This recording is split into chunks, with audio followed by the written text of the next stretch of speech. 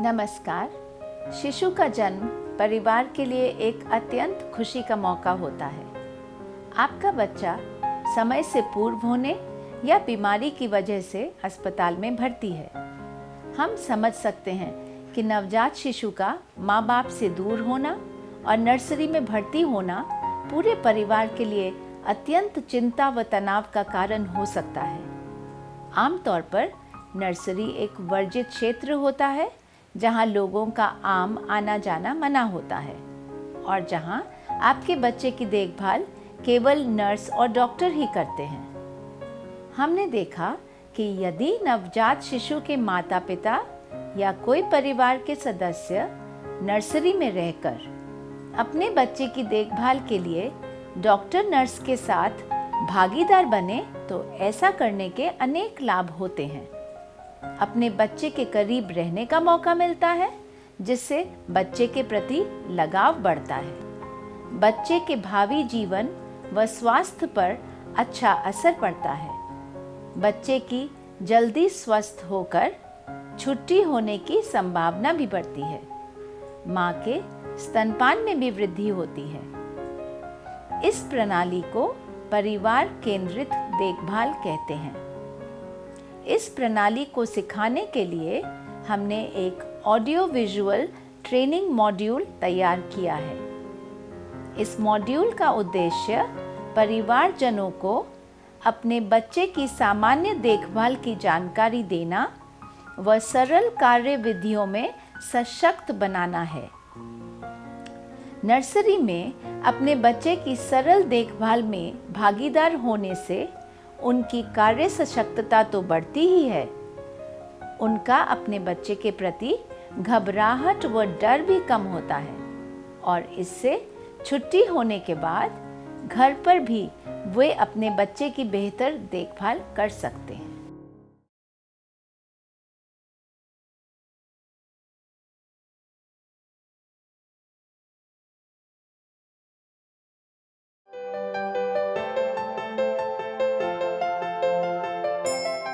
नमस्कार। बीमार नवजात शिशु को इलाज के लिए अस्पताल की नर्सरी में रखा जाता है। आमतौर पर नर्सरी एक वर्जित क्षेत्र माना जाता है, यानी कि यहाँ पर लोगों का आम अंदर आना जाना मना रहता है। चूँकि परिवार केंद्रित देखभाल के अंतर्गत नर्सरी में भर्ती अपने बच्चे की देखभाल में आप खुद ही भागीदार होंगे, इसलिए यह भी ज़रूरी है कि नर्सरी में प्रवेश पाने का सही तरीका भी आप सीख लें। नर्सरी में प्रवेश पाने के लिए हमें कुछ ज़रूरी बातों का खास ध्यान रखना होता है। हम आपको सिखाएंगे नर्सरी में प्रवेश पाने के लिए हाथ धोने का सही तरीका और फिर साफ गाउन पहनकर नर्सरी में प्रवेश कैसे किया जाए। इस वीडियो के आखिर में हम आपको नर्सरी के वातावरण से भी परिचित कराएंगे। तो चलिए देखते हैं नर्सरी में प्रवेश पाने की तैयारी। इस वीडियो में हम आपको बताएंगे कि नर्सरी में प्रवेश से पहले किन बातों का ध्यान रखना होता है और उनका पालन करते हुए नर्सरी में प्रवेश कैसे पाते हैं, और हम आपको नर्सरी से परिचित भी कराएंगे। आप नर्सरी में अपने बीमार बच्चे के पास रहकर कैसे उसका ध्यान रख सकते हैं, यह भी बताएंगे। ध्यान रहे कि केवल स्वस्थ रिश्तेदार ही नर्सरी में प्रवेश पा सकते हैं, अर्थात यदि आपको बुखार, खांसी, जुकाम, दस्त या शरीर पर फोड़े फुंसी हैं तो आप नर्सरी में प्रवेश नहीं पा सकते। प्रतिदिन नहाकर व साफ कपड़े पहनकर ही नर्सरी में आ सकते हैं। नाखून कटे व साफ होने चाहिए। यदि नेल पॉलिश लगी है तो उसे उतार कर आएं। महिलाएं अपने लंबे बाल बांध लें। नर्सरी में प्रवेश से पहले शॉल, चुन्नी, घड़ी, धागे व अंगूठी इत्यादि उतार लें। यदि आपने लंबी बाजू वाले कपड़े पहने हैं तो उन्हें कोहनी के ऊपर तक मोड़ लें। अपने चप्पल, जूते जुराबे उतार कर रैक में रख दें। हर बार प्रवेश से पहले नर्सरी में प्रयोग आने वाली चप्पल, जो कि नर्सरी के बाहर रखी जाती है, को पहन लें। वापस जाने से पहले इन चप्पलों को यहीं उतार कर जाएं।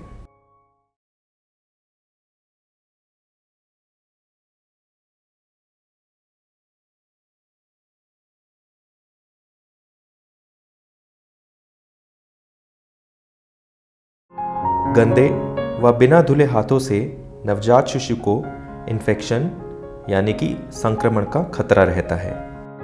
इसलिए नर्सरी में प्रवेश पाने से पहले सबसे ज़रूरी है कि आपके हाथ अच्छे से धुले हों। यहाँ हाथ धोना सामान्य हाथ धोने से अलग होता है।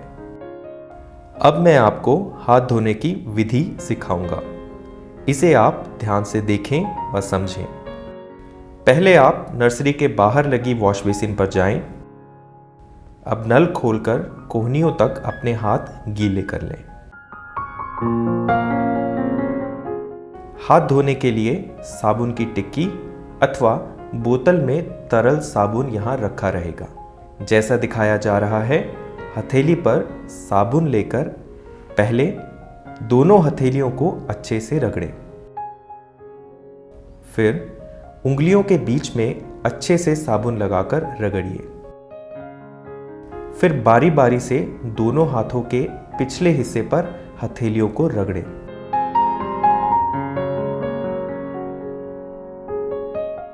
फिर अब मुट्ठी बनाकर हाथों को रगड़ें।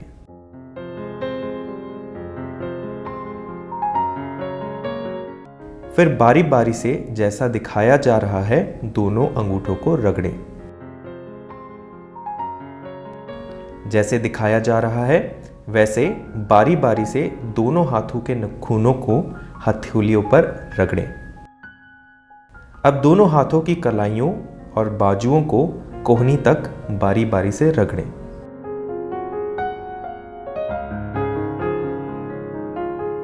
अब नल के नीचे बहते हुए पानी से हाथ ऐसे धोएं कि हथेलियां कोहनी से ऊपर ही रहें।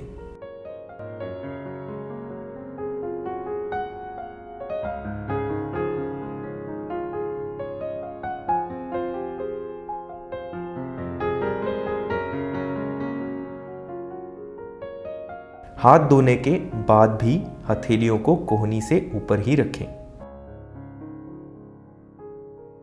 अब हाथ पोंछने के लिए बोतल में से चिमटी निकालकर डिब्बे में से नैपकिन निकालें।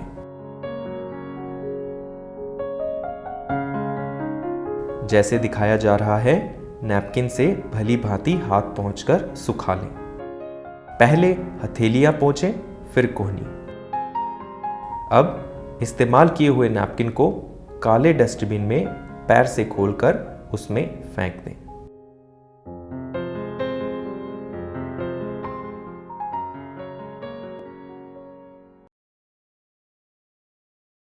अब आप गाउन पहनेंगे।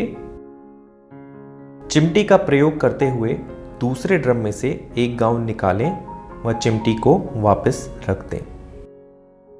जैसा कि वीडियो में दिखाया जा रहा है, गाउन को इस प्रकार पहने कि खुला हुआ हिस्सा पीछे की तरफ हो। गाउन में लगी डोरी को इस प्रकार से बांध लें।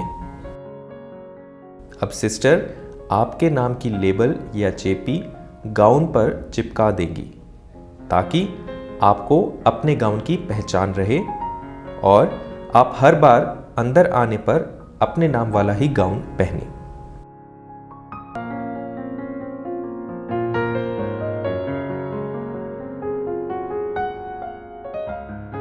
अब आप नर्सरी में प्रवेश करने के लिए तैयार हैं।